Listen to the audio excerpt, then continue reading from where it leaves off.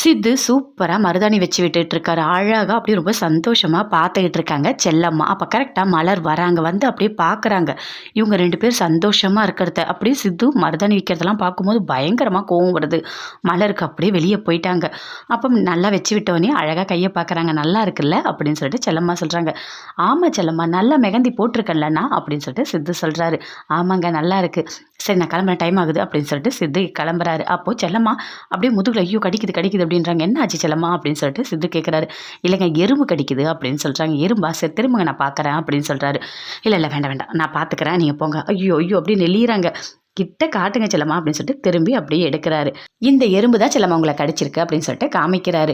ஐயோ மறுபடியும் கடிக்குது, இல்லை பரவாயில்ல, நீங்கள் போயிட்டு மலர் அனுப்புங்க போங்க அப்படின்னு சொல்லிட்டு அப்படியே வெக்கப்படுறாங்க செல்லம்மா. சித்துவும் அதை பார்த்துட்டு அங்கேருந்து கிளம்பிட்டாரு. ஜானகி வேலை செய்கிறவங்கள கூப்பிடுறாங்க. கூப்பிட்டு சாமி படத்தெல்லாம் தொடச்சிட்டு எண்ணெய் போடு, எல்லாமே நல்லா பண்ணு, பூவெல்லாம் போட்டுவிடு, இன்னைக்கு சுமங்கலி பூஜை அப்படின்னு சொல்கிறாங்க. சரிம்மா, எல்லாமே நான் பண்ணுறேன் அப்படின்னு சொல்லிட்டு பண்ணிட்டு இருக்காங்க. அப்போ அவங்க வீட்டுக்காரர்கிட்ட சொல்கிறாங்க, இன்னைக்கு சுமங்கலி பூஜை நீங்கள் கண்டிப்பாக இருக்கணும் அப்படின்னு சொல்லிட்டு. அவர் வெளியே வந்து உட்காந்துட்டு இருக்காரு. அப்போ கரெக்டாக ஜோதியும் ஃபோன் பண்ணுறாங்க. இன்னைக்கு சுமங்கலி பூஜை, நீங்கள் இங்கே வரணும், நீங்கள் கண்டிப்பாக மேகாவை கூட்டிகிட்டு வரணும் அப்படின்னு சொல்கிறாங்க. சரி அப்படின்னு சொல்லிட்டு ஃபோனை கட் பண்ணிட்டாரு. இப்போ என்ன பண்ணுறதுன்னு தெரியலையே. இங்கே ஜானகியும் சுமங்கலி பூஜை வச்சுருக்கா, அங்கே ஜோதியும் கூப்பிடுறா, எங்கே போகிறது, எப்படியாவது அங்கே தான் போகணும், மேகா கிட்ட போய் சொல்லலாம் அப்படின்னு சொல்லிட்டு உள்ளே போய் சொல்கிறாரு.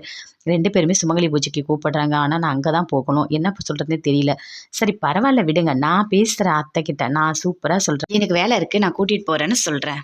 ஜோதி சுமங்கலி பூஜைக்காக வீட்டில் எல்லாத்தையுமே ஏற்பாடெல்லாம் பண்ணிகிட்டு இருக்காங்க. சாமிக்கு தேவையான எல்லாமே பண்ணிகிட்டு இருக்காங்க. அப்போ அவங்க அண்ணங்கிட்ட சொல்கிறாங்க, இங்கே பாருண்ண, அவர் இங்கேயும் அங்கேயும் எப்படி கஷ்டப்பட்டுட்டு இருக்காரு, அந்த ஜானகி மட்டும் செத்து போனால் நல்லா இருக்கும், அவர் இங்கேயே என் கூடிய நிம்மதியாக வாழ்வார் அப்படின்னு சொல்கிறாங்க. இன்னைக்கு என்ன சுமங்கலி பூஜை தானே, யாருமே இல்லை, ஜானகி மட்டும் தனியாக தானே இருப்பாங்க, அந்த வேலை செய்கிறவங்கள வச்சு நான் இன்னைக்கு கதையை முடிச்சிடுறேன் அப்படின்னு வெளியே போயிட்டு அப்படியே ஃபோன் பண்ணுறாரு. அந்த வேலை செய்கிறவங்களும் ஃபோனை அட்டன் பண்ணி பேசுகிறாங்க. இங்கே பாரு, நீ போய் எவ்வளோ நாள் ஆகுது, 1 மாதம் ஆகுது, இன்றைக்கி வரைக்கும் அந்த ஜானகி எதுவுமே ஆகலை, இன்றைக்கி சுமங்கலி பூஜை, தனியாக தான் இருப்பா, கண்டிப்பாக அவளை நீ சாகடிக்கணும் அப்படின்னு சொல்கிறாரு. கண்டிப்பாக நீங்கள் சொல்கிற மாதிரி நான் முடிச்சிடுறேன் ஐயா அப்படின்னு சொல்லிட்டு அந்த வேலைக்காரமாக ஃபோனை கட் பண்ணிட்டாங்க.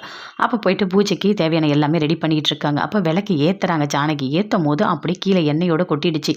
ஐயோ என்ன அபசகுணம் மாதிரி, விளக்கு ஏற்றுறோன்னே கீழே கொட்டிடுச்சு அப்படின்னு சொல்லிட்டு பயங்கரமாக ஃபீல் பண்ணுறாங்க ஜானகி.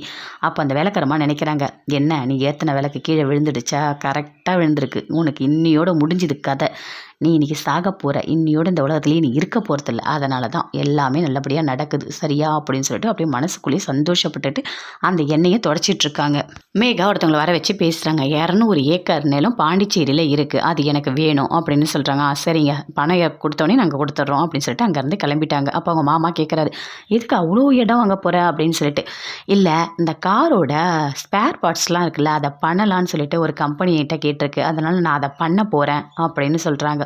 ஓ அப்படி, ஆமாம், இப்போலாம் வீட்டுக்கு 2 கார் இருக்குது, இந்த பேர் பார்ட்ஸ்லாம் பண்ணோம்னா கண்டிப்பாக நமக்கு நிறைய ப்ராஃபிட் கிடைக்கும். சூப்பர் மேகா சூப்பர், நீ எது பண்ணாலும் நல்லாயிருக்கும், கரெக்டாக இருக்கும், நீ எல்லாமே நல்லபடியாக வருவ அப்படின்னு உங்கள் மாமா சொல்கிறாரு. ஆமாம் மாமா, கண்டிப்பாக நம்ம எல்லாமே நல்லபடியாக முடிக்கணும், இன்னும் நல்லா மேலே மேலே வளரணும் அப்படின்னு சொல்கிறாங்க. நீ கண்டிப்பாக வருவ மேகா அப்படின்னு சொல்லிட்டு உங்கள் மாமா சொல்கிறாங்க. சரி மாமா, இதை நல்லபடியாக பண்ணலாம்.